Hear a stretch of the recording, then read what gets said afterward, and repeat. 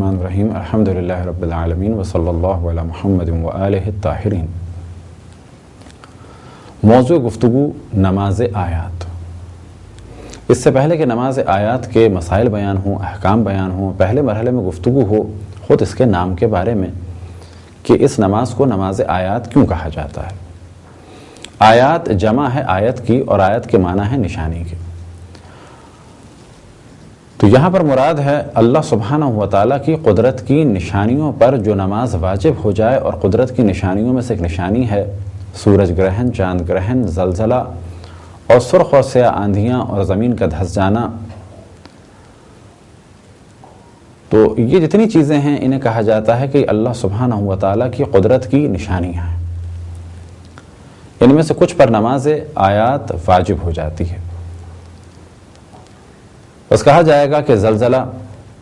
اور سورج گرہن اور چاند گرہن اللہ سبحانہ و تعالیٰ کی قدرت کی ایک علامت ہے،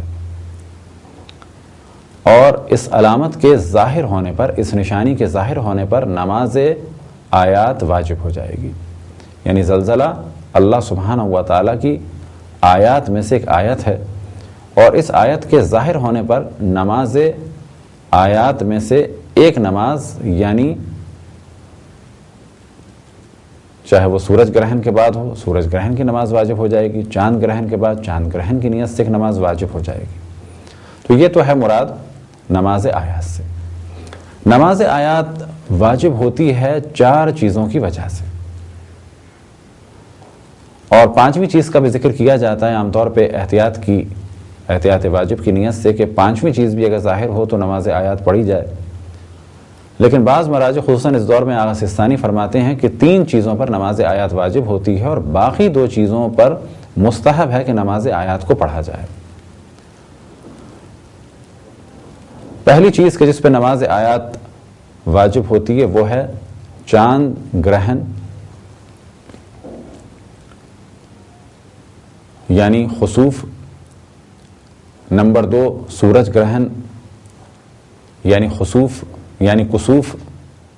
اور زلزلہ۔ یہ تو ہو گئی 3 چیزیں۔ چوتھی چیز ہے سرخ اور سیاہ آندھیاں،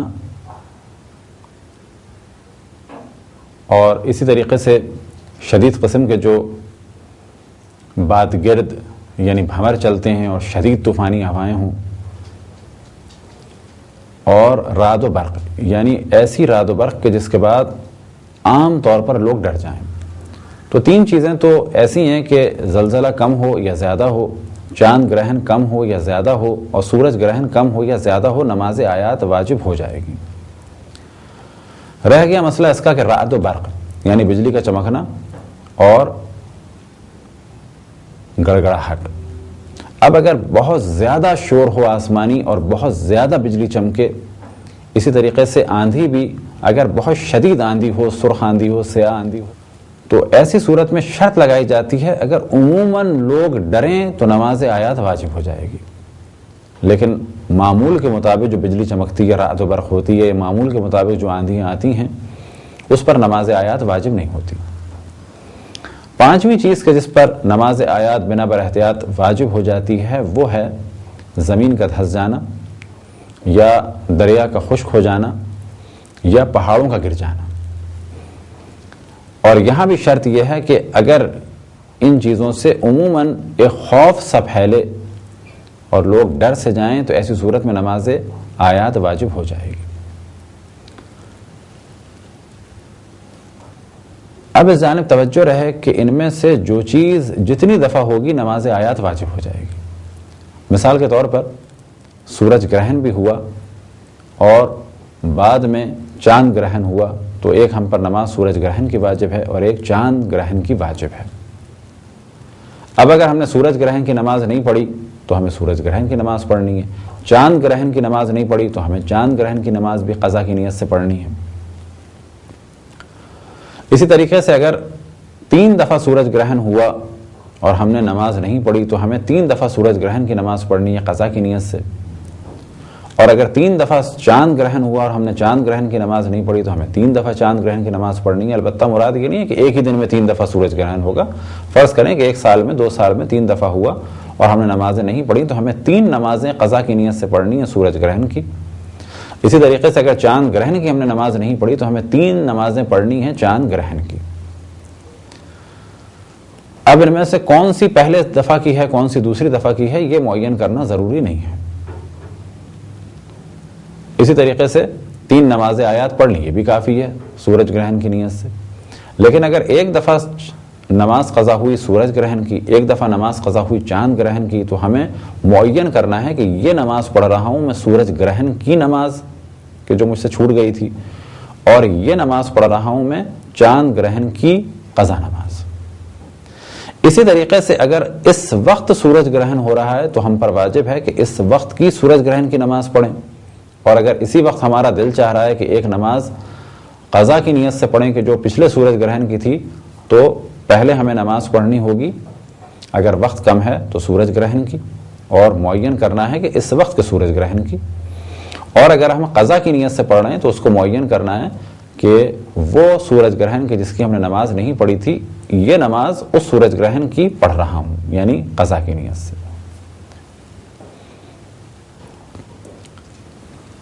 سورج گرہن کے اور چاند گرہن کی ایک اہم خصوصیت ہے کہ جو باقی نمازوں میں نہیں وہ یہ کہ سورج گرہن شروع ہوتا ہے اور ایک حد تک بڑھتا ہے اور اس کے بعد ختم ہونا شروع ہوتا ہے. مثال کے طور پہ اگر پورا سورج گرہن ہے تو یہ سورج گرہن شروع ہوگا جیسے یہ شروع ہوگا نماز آیات واجب ہو گئی اور جیسے ہی مکمل سورج گرہن ہوگا اس وقت تک نماز آیات کا پڑھ لینا بنا بر احتیاط واجب بہتر ہے. اور جب سورج گرہن ختم ہونا شروع ہو وہ بھی وقت ہے نماز آیات کا لیکن بنا بر احتیاط واجب جتنا بھی سورج گرہن ہونا تھا یا جتنا بھی چاند گرہن ہونا تھا اس کے مکمل ہونے سے پہلے ہی نماز پڑھ لی جائے اور جب وہ ختم ہونا شروع ہو اس سے پہلے پہلے انجام دے دی جائے.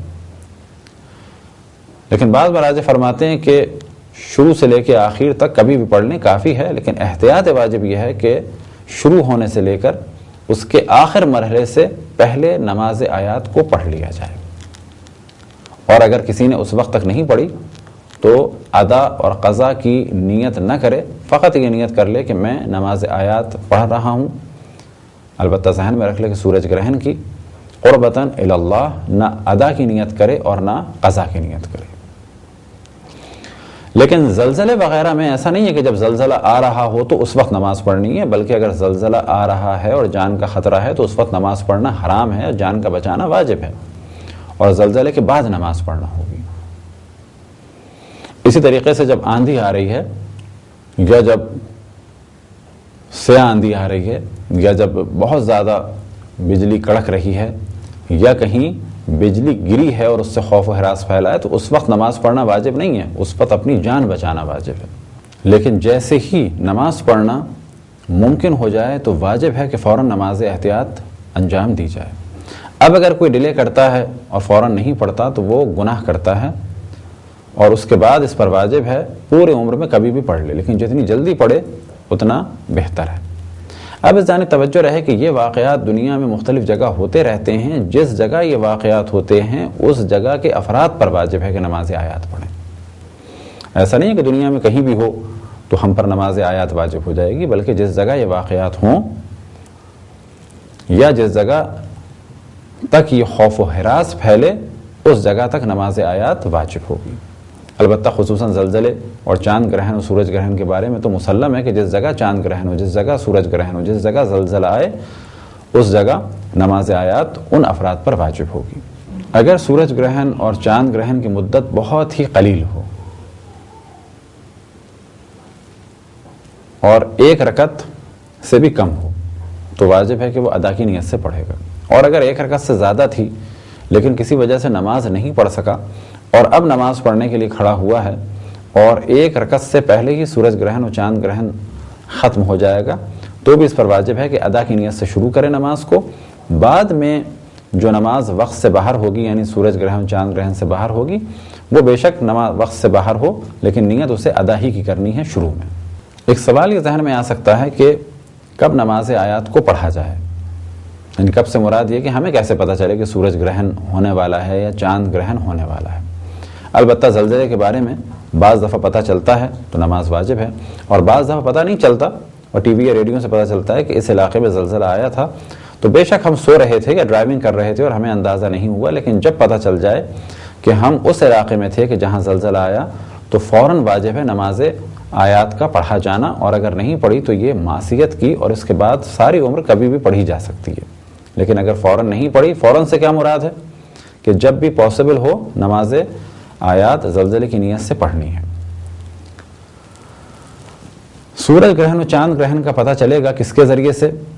آج کل بہت آسان ہے، ریڈیو سے پتہ چل سکتا ہے، ٹی وی سے پتہ چل سکتا ہے، مختلف ادارے ہیں، یونیورسٹیز ہیں، اگر وہ اعلان کریں اور ان کی بات سے ہمیں یقین ہو جائے تو کافی ہے، اور پھر اس کے بعد جب ہم خود دیکھ لیں کہ سورج گرہن ہو رہا ہے اور چاند گرہن ہو رہا ہے تو یہ نماز کے لیے کافی ہے۔ فرض کریں کہ دن میں کسی وقت سورج گرہن ہوا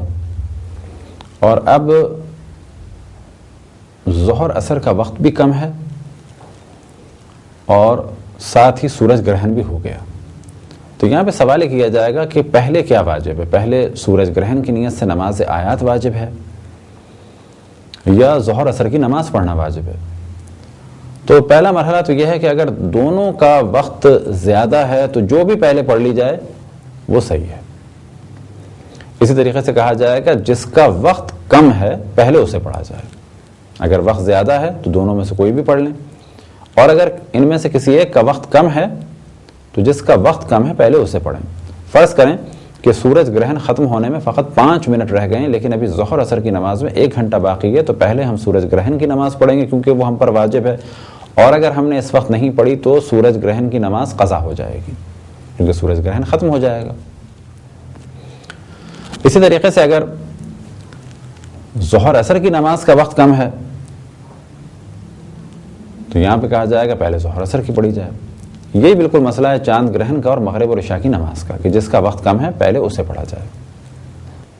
اب اگر ان میں سے کسی ایک نماز کا وقت کم ہو، فرض کریں کہ ہم سورج گرہن کی نماز میں مصروف ہو گئے اور اس وقت ہمیں اندازہ ہوا کہ ظہر عصر کی نماز ابھی ہم نے نہیں پڑھی اور وہ قضا ہو جائے گی،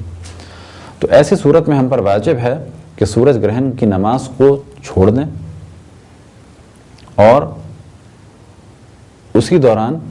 ظہر عصر کی نماز پڑھ لیں۔ چھوڑ دیں سے کیا مراد کہ دوران نماز ظہر عصر کی نیت کر لیں اور بعد میں جہاں ہم نے چھوڑی تھی نماز آیات کو وہیں سے اسے شروع کر کے دوبارہ مکمل کر دیں۔ ایک دوسری مثال کہ اگر ظہر عصر کی نماز ہم پڑھ رہے تھے اور اس وقت ہمیں اندازہ ہوا کہ سورج گرہن کا وقت بہت کم رہ گیا ہے، تو ایسی صورت میں ہم ظہر عصر کی نماز کو چھوڑ دیں اور سورج گرہن کی نیت سے نماز آیات کو پڑھیں، اور سورج گرہن کی نماز آیات کو پڑھنے کے بعد ہم اپنی نماز ظہر عصر کو مکمل کریں، اور یہی بالکل مثال ہے مغرب اور عشاء اور چاند گرہن کے لیے۔ ایک خاص موضوع کی جانب توجہ رہے کہ ہمارے معاشرے میں بہت زیادہ توہم پرستی کا رواج ہے، اور حقیقتاً یہ کہا جا سکتا ہے کہ تعلیمات قرآن اور اہل بیت سے زیادہ خود ہمارے یہاں کا کلچر اور توہمات کا بہت غلبہ ہے۔